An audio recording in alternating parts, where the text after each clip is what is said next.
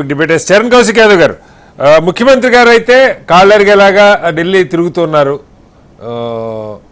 ఈ తిరగటంలో మంత్రులు కలుస్తున్నారు. సరే, మీడియా ఉంటుంది, ఆయన ప్రకటనలు ఆయన చేస్తూ ఉన్నారు. అయితే సుమిత్ర గారు అనేది కీలకంగా ఏదో రెగ్యులర్గా ఇచ్చే నిధులు కాకుండా ప్రత్యేకంగా రాష్ట్రానికి ఇప్పుడు ఆంధ్రప్రదేశ్కి వస్తున్నట్టుగా ఇక్కడికి ఏమీ రావట్లేదు. ఏది కావాలన్నా 4 సార్లు 10 సార్లు అరిచి గొడవ పెట్టుకుంటే తప్పితే అప్పుడు కూడా అవుతున్నట్లేదు. కాబట్టి వాళ్ళ చుట్టూ తిరిగినా ఒకటి తిరగకపోయినా ఒకటి అన్నది సుమిత్ర గారి వాదన. దాంతోపాటు అదనంగా మీరు భారీగా మోట్లు పోస్తున్నారు. ముఖ్యమంత్రి గారు మరి ఎప్పుడు అన్నారని నేనైతే వినలేదు. సుమిత్ర గారు చెప్తున్నారు 1000 కోట్లు ఇచ్చినా తప్పు లేదు కాంగ్రెస్ పార్టీకి అధిష్టానానికని. మరి ఏమన్నారో నాకు తెలియదు. కానీ ఏంటి నిజంగా ఢిల్లీలో తిరగటం, సఖ్యత ఉండటం మంచిదే, ప్రధాని చెప్పారు టీమిండియాని. మరి ఆ టీమిండియా స్ఫూర్తి వాళ్ళు ఫాలో అవుతారు కానీ ముఖ్యమంత్రి గారు ఫాలో అయితే మంచిదే రాష్ట్రానికి. కానీ ఫలితం ఏమొస్తున్నది ప్రశ్న. చరణ్ గారు ఏం చెప్తారు సార్? ఇప్పుడు కేంద్ర ప్రభుత్వానికి సంబంధించి ఎలివేటెడ్ కారిడార్స్ ఉన్నాయనుకోండి, రక్షణ శాఖ భూములు. ఇప్పుడు అది కేసీఆర్ 9.5 సంవత్సరాల కాలంలో సాధ్యం గాంధీ కాంగ్రెస్ ప్రభుత్వం వచ్చిన తర్వాత సుసాధ్యం చేసుకున్నాం. తర్వాత అటు మేడ్చల్ రోడ్డు సంబంధించి కావచ్చు, మొన్న గాంధీ సరోవర్ సంబంధించినటువంటి రక్షణ శాఖ భూములు కూడా కేంద్ర ప్రభుత్వం ఇచ్చింది. ఇచ్చినప్పుడు ధన్యవాదాలు, ఇయ్యనప్పుడు కావచ్చు, పరిష్కరించినప్పుడు కేంద్రం మీద ఒత్తిడి తెచ్చే ప్రయత్నం, కేంద్రం మీద పోరాటం చేసే ప్రయత్నంలో కాంగ్రెస్ ప్రభుత్వం ముందుకు పోతా ఉంది. ఇప్పుడు ఫెడరల్ స్ఫూర్తిలో భాగంగా కేంద్రం రాష్ట్రాలకు సహకరించారు, రాష్ట్రాలు కేంద్రానికి పన్నులు కడుతున్నాయి. పన్నులు కడుతున్నప్పుడు మన కేంద్రం మీద పోరాటం చేయకపోతే తెలంగాణ రాష్ట్రం కేసీఆర్ గారు పెట్టినప్పుడు తెలంగాణ రాష్ట్రం ఏరని చెప్పేసి పోరాటం చేయకుండా ఉన్నాడా? పార్టీ పెట్టి తెలంగాణ రాష్ట్రం ఎట్లయినా ఇయ్యారు, నాకు 543 సభ్యులలో మాకున్న సభ్యులు 5 అని చెప్పి కేసీఆర్ గారు భావించారా? ఉండదు కదా సార్. ఫెడరల్ స్ఫూర్తిలో భాగంగా కేంద్రం పైసలు ఇచ్చిన లెక్కలు చూపించాల్సి వస్తుంది.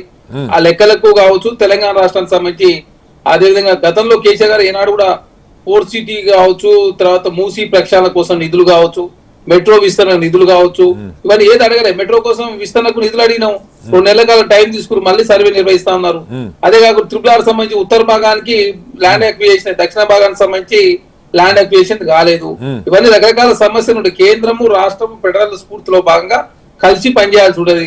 అసలు మేము కేంద్రంతో కలిసే పనిచేయం, తెలంగాణ ఒక ప్రత్యేక దేశం అని చెప్పేసి కేసీఆర్ గారు భావించారు. కాబట్టి తెలంగాణ ఈ రోజు ఇంత దౌర్భాగ్య పరిస్థితి. ఎందుకు సార్ అంటే ఇరిగేషన్ ప్రాజెక్టులు ఉంటాయి, మరి ఎవరు పరిష్కరించాలా? 9th 10th షెడ్యూల్ లో ఉన్న అంశాలు ఎవరు పరిష్కరించాలా?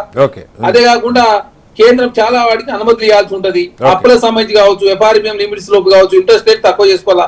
ఇంట్రెస్ట్ రేట్ మేము వచ్చిన తర్వాత 7.5% కుదించుకుంటా ఉన్నాం. మరి కేంద్రం ఇచ్చింది కదా, అది కేంద్రంతో అడగకపోతే ఎట్లయితే? అడగని అమ్మాయిని అన్నం పెడతా అన్నట్టు. సరే, 10 అడిగితే 1-2 అయితే ఇస్తారు కదా. సరే, మొత్తానికి బాగా ఇండియాలో అయితే ఆంధ్రప్రదేశ్ లో చంద్రబాబు నాయుడు గారు ఉన్నారు కాబట్టి వారి మద్దతు అవసరం కాబట్టి వారికి ఎక్కువ చేస్తుండొచ్చు, చేస్తున్నారు కూడా. కానీ తెలంగాణ రాష్ట్రానికి అసలు అడగకపోతే నీకు కనీసం రోడ్ల సమస్య కూడా పరిష్కారం కాదు కదా. కేంద్రం నుంచి తీసుకోవాల్సిన పరిష్కారం చేసుకోలేదు కదా. మేము వచ్చిన తర్వాత 24 అర్బన్ అథారిటీ ఏర్పాటు చేసుకుని కేంద్రం నుంచి అత్యధికంగా ఇళ్లకు సంబంధించి కొంత అంటే ఇచ్చేది తక్కువ ఉన్నప్పుడు కూడా ఎక్కువ ఇళ్లకు పరిహారం తీసుకునే ప్రయత్నం చేస్తాం, కేంద్ర వాటాను పెంచుకునే ప్రయత్నం చేస్తా ఉన్నాం. అదే రకరకాల మార్గాలు. ఇప్పుడు సపోజ్ ఈ పోర్టు నుంచి ఆ పోర్టు వరకు రోడ్డు కావాలి, రోడ్డు కేంద్రం ప్రైవేట్ పబ్లిక్ పార్ట్నర్షిప్ లో కేంద్రం ఇవ్వాల్సి ఉంటది. తర్వాత ఏదైతే ఇక్కడ బుల్లెట్ ట్రైన్లు కావచ్చు.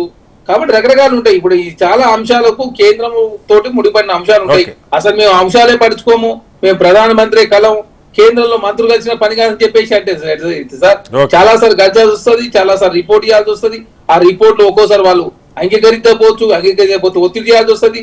ఒత్తిడి చేసే క్రమంలో రకరకాల రాజకీయ వివాదాలు కూడా దాపరిస్తాయి. కాబట్టి కాంగ్రెస్ పార్టీగా ఖచ్చితంగా తెలంగాణ రాష్ట్రంలో కేంద్రము పెద్దన్న తెలంగాణ రూపాయి చెల్లిస్తున్నప్పుడు కేంద్రము 40 పైసలు ఇవ్వాలి, దానిలో భాగం 38 పైసలు మాత్రమే ఇస్తున్నది. అదే కాకుండా అదనంగా కూడా ప్రత్యేకమైన ప్రాజెక్టులకు కావచ్చు, విభజన హామీలకు కూడా పోషకాలు అందించాలని చెప్పి కేంద్రం మీద కాంగ్రెస్ పార్టీగా ఎప్పటికప్పుడు కేంద్రం ఇచ్చినప్పుడు ధన్యవాదాలు, ఇచ్చినప్పుడు ఒత్తిడి చేసే ప్రయత్నంలో ముందుకు పోతాం. కాబట్టి దానిలో భాగంగా అసలు ఇయరు మనం అసలు కేంద్రానికి దగ్గరికి పోతే డీజిల్ వేస్ట్, పెట్రోల్ వేస్ట్, తిరగడం వేస్ట్ అని చెప్పి భావిస్తే ఎట్లా? ఆనాడు కేసీఆర్ గారు అది చేసే ప్రగతి భవన్లోకి ఎవరికి అనుమతి లేదు, పామోదులోకి ఎవరు ఇందిరా పార్క్ దగ్గర ధర్నా చౌక్ చేసుకునే అవకాశాన్ని తీసేసారు. మా ముఖ్యమంత్రి మీరు చూసిన రోజు జనాల మధ్యన ఉంటారు. ఇక ప్రత్యేకంగా ఇంటికి పోతే కలుస్తానికి రెడీగా ఉంటాడు. ఇంటికాడ రోజు కొడంగల్లో వస్తారు, మహబూబ్నగర్ జిల్లా వాళ్ళు వస్తారు, చాలా మంది నాయకులు కలుస్తూనే ఉంటారు. కాబట్టి ప్రతిదాన్ని బీఆర్ఎస్ పార్టీ ఏంటంటే రాజకీయం చేయాలి. ఎందుకంటే వాళ్ళ పార్టీ నిర్మాణం మీద దృష్టి పెట్టకుండా కాంగ్రెస్ ప్రభుత్వం విమర్శ చేసినే వాళ్ళు పనిగా పెట్టుకున్నారు. వాళ్ళు కనీసం పొలిటి బ్యూరో లేని పరిస్థితి.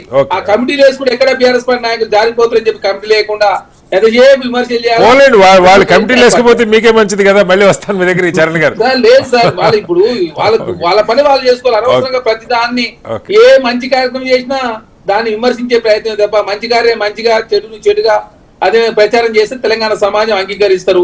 ప్రతిదాన్ని వాళ్ళు ప్రచారం చేస్తారు సార్. వాళ్ళకు ఒక తెలంగాణ 3 విభాగాలు విభజించుకొని డెవలప్ చేయాలని ఆలోచన రాలే. అర్బన్ డెవలప్మెంట్ 24 క్రియేట్ చేసుకోవాలని ఆలోచన రాలే. మాస్టర్ ప్లాన్ ఏర్పాటు చేయాలని ఆలోచన రాలే. మూసిని రక్షణ చేయాలని ఆలోచన రాలే. హైదరాబాద్ చెరువులు రక్షించాలని ఆలోచన రాలే. రోడ్ల విస్తరణ రక్షణ శాఖ భూములు తీసుకోవాలని ఆలోచన కూడా రానప్పుడు ఎవడేం చేస్తారు సార్? మేము వచ్చిన తర్వాత doctor Manmohan Singh earth science university తెచ్చుకున్నాం. పాలమూరు అదేవిధంగా వీరనార సాకల యూనివర్సిటీ కూడా ఏర్పాటు చేసుకున్నాం. స్కిల్ యూనివర్సిటీ ఏర్పాటు